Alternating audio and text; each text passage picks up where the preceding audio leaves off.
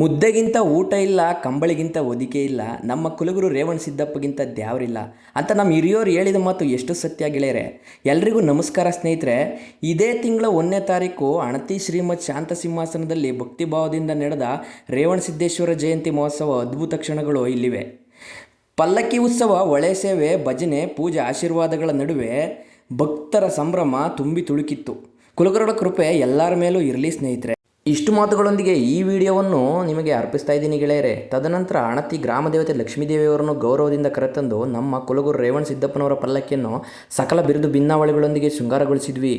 ಪಂಚಕಳಸ, ಸುರಟಿ, ಹಗಲು ದೀವಿಟ್ಟಿಗೆ, ಜಲ್ಲಿ, ನಗಾರಿ, ನೌಪತ್ತು, ಕರಿಕಂಬಳಿ ಅರಿವಾಣ ವೈಭವದಲ್ಲಿ ಪಲ್ಲಕ್ಕಿಯಲ್ಲಿ ಮೆರೆಯಿತು ಗೆಳೆಯರೆ. ನಂತರ ಊರಿನ ಪ್ರಮುಖ ಬೀದಿಗಳಲ್ಲಿ ಕುಣಿಸುತ್ತಾ ಮೆರೆಸುತ್ತಾ ಪಲ್ಲಕ್ಕಿಯು ಸಾಗಿತ್ತು ಗೆಳೆಯರೆ.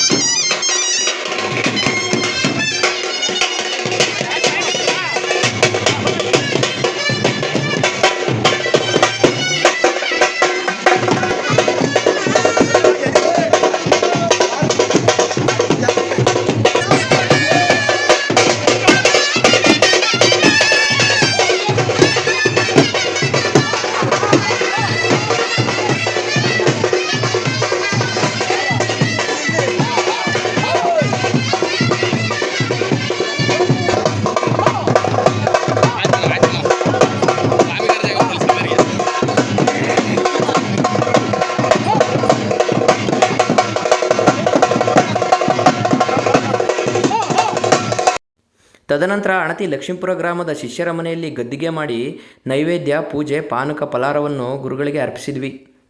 ಇಳಿ ಸಂಜೆಯ ಹೊತ್ತಿಗೆ ಪವಿತ್ರ ಪಾವನ ಅಣತಿ ಕೆರೆಗೆ ಗುರುಗಳ ಪಲ್ಲಕ್ಕಿಯನ್ನು ಕರೆತಂದು ಒಳೆ ಪೂಜೆಗಾಗಿ ಸಿದ್ಧತೆ ಮಾಡಿದ್ವಿ ಸ್ನೇಹಿತರೆ.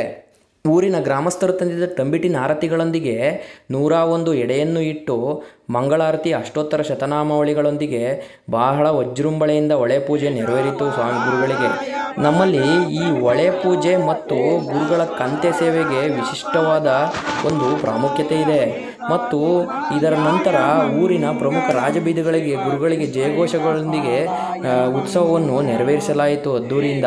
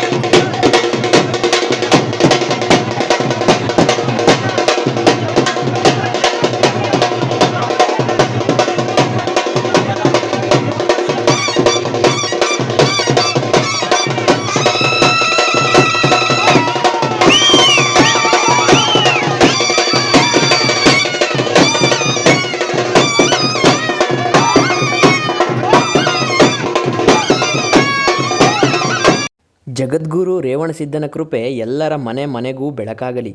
ಭಕ್ತಿ ಭಾವನೆ ನಮ್ಮಗಳ ಹೃದಯದಲ್ಲಿ ಸದಾ ಜೀವಂತವಾಗಿರಲಿ. ಊರ ಏಕತೆ ಐಕ್ಯತೆ ಸಂಪ್ರದಾಯಗಳ ಶಕ್ತಿ ಹೀಗೆ ಬೆಳೆಯಲಿ. ಜೈ ಗುರು ರೇವಣಸಿದ್ಧ. ಇನ್ನೂ ಹೆಚ್ಚಿನ ಇಂಥ ಅಪರೂಪದ ವಿಡಿಯೋಗಳನ್ನು ನಾವು ಕೊಡ್ತಾನೆ ಇರ್ತೀವಿ. ನಮ್ಮ ಚಾನಲನ್ನು ಲೈಕ್ ಮಾಡಿ ಮತ್ತು ಸಬ್ಸ್ಕ್ರೈಬ್ ಮಾಡಿ. ಎಲ್ಲರಿಗೂ ಧನ್ಯವಾದಗಳು ಗೆಳೆಯರೆ.